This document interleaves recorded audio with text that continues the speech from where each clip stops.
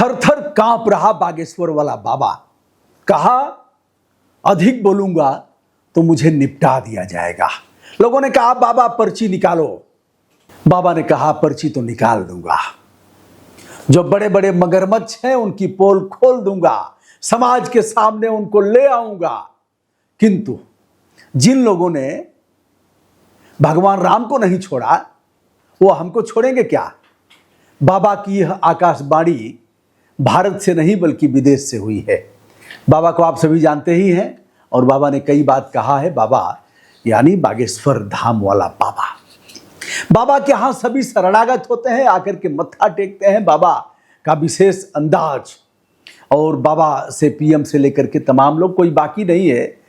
अधिकांश लोग सत्तासीन दल और सनातन के मतावलंबी जाते ही रहते हैं, और लोग भी जाते हैं, और हमें अवसर नहीं मिला है, अलग बात है।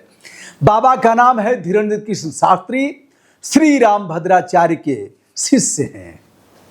वही श्री राम भद्राचार्य जिनकी किरकिरी हुई प्रेमानंद जी महाराज के ऊपर बोलने के आधार पर। कई मुकदमे प्रेमानंद जी महाराज ने किया है लोगों पर, जिन लोगों ने प्रेमानंद जी महाराज के आभा मंडल को नुकसान पहुंचाया है, वाक और अभिव्यक्ति की आज़ादी का आधार लेकर। आइए हम शुरू करते हैं कि धीरेन्द्र कृष्ण शास्त्री ने क्या बोला। कह रहे हैं, हमें खबर मिली है कि एफआईआर दर्ज हुई है, लेकिन अभी केवल छोटी मछलियां ही हाथ आई हैं। हम चाहते हैं कि इस घोटाले के पीछे छिपे बड़े मगरमच्छ भी पकड़े जाएं।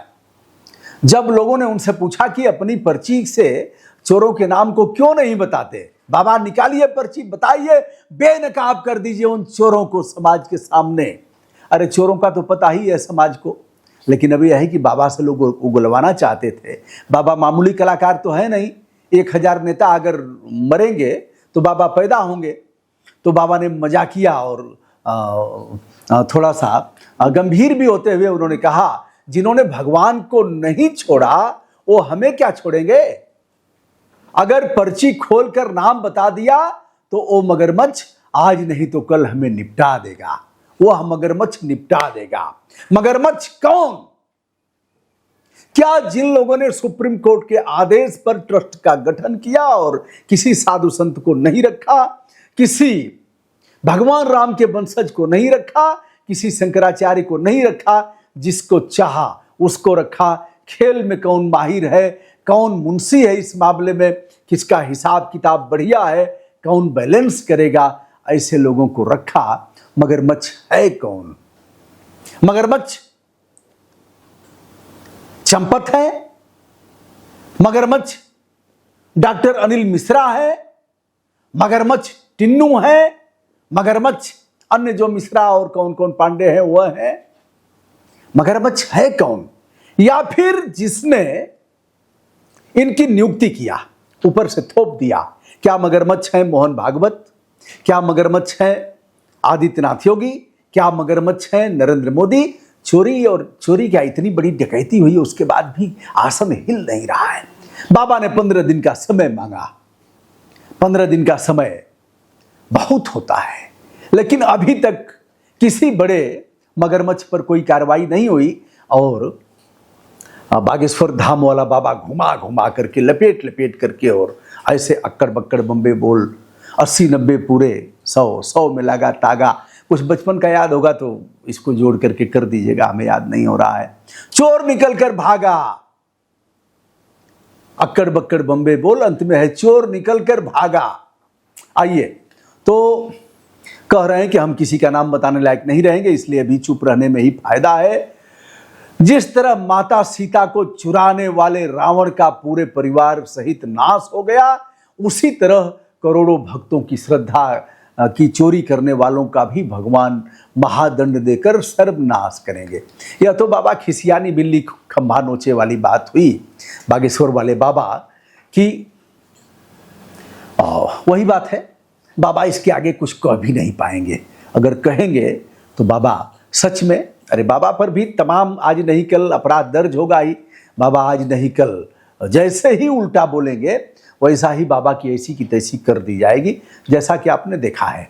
अब दोस्तों, इसके अलावा अगर देखा जाए तो भरत तिवारी भरत भूषण तिवारी के मामले पर भी धीरेन्द्र कृष्ण शास्त्री ने पुलिस और सरकार को लताड़ लगाई, आड़े हाथों लिया और कहा, बिहार के भोजपुर निवासी भरत भूषण तिवारी हिंदुत्ववादी कार्यकर्ता के कथित एनकाउंटर पर मैं गुस्सा जाहिर करता हूं। इस घटना को उचित नहीं कहा जा सकता। यदि कोई व्यक्ति शरण में आ जाए तो उसका वध नहीं किया जाना चाहिए। आगे वह कुछ दोहा चौपाई भी बताते हैं। धीरेन्द्र कृष्ण शास्त्री ने विभीषण का उदाहरण देते हुए कहा कि जो व्यक्ति शरण में आ जाए उसकी हत्या अथवा उसको नज़रअंदाज नहीं किया जाना चाहिए, उसका अपमान नहीं किया जाता है।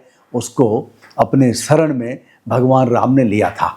वेदों का भी हवाला उन्होंने देते हुए कहा कि सरेंडर के बाद गोली चलाए जाने पर यह पुलिस पूरी तौर पर आरोप के घेरे में है और यह हत्या के अपराधी हैं। शरणागत होने के प्रसंग पर भगवान राम के सबसे प्रसिद्ध वचन रामचरितमानस लंका कांड में उन्होंने उसको उद्धृत करते हुए कहा, शरणागत कहूँ जे तजहि, शरणागत कहूँ जे तजहि, अनहित निज अनहित अनुमान, ते नर पावक पापमय तीनहि बिलोकत हानि। ऐसे लोगों को देखने से भी नुकसान होता है। ऐसे लोग पापमय उनका जीवन है और उनको देखने से भी हमें हानि होती है।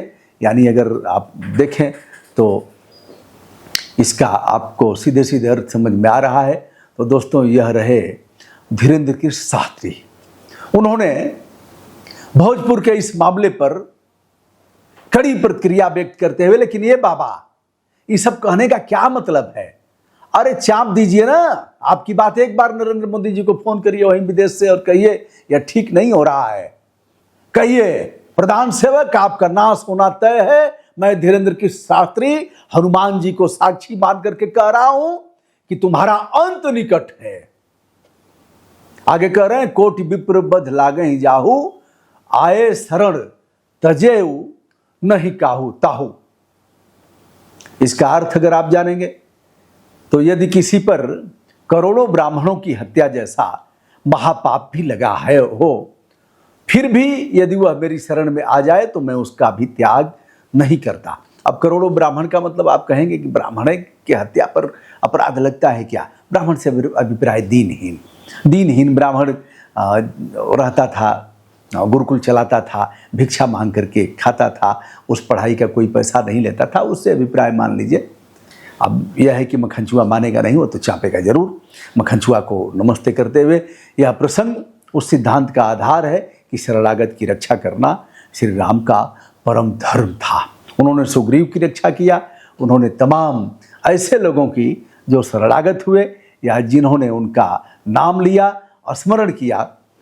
वह कह रहे हैं, भरत तिवारी एक कट्टर हिंदुत्ववादी और सनातनी लड़का बताया। अरे सनातनी और वह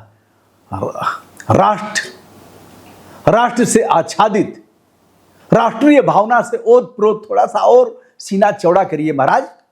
लेकिन महाराज उतना ही कहेंगे, निष्पक्ष जांच की मांग किया है। बाबा कुछ लिखिए, पढ़िए और फिर छापिए। इसी पर एक दिन बिहार आ जाइए ना।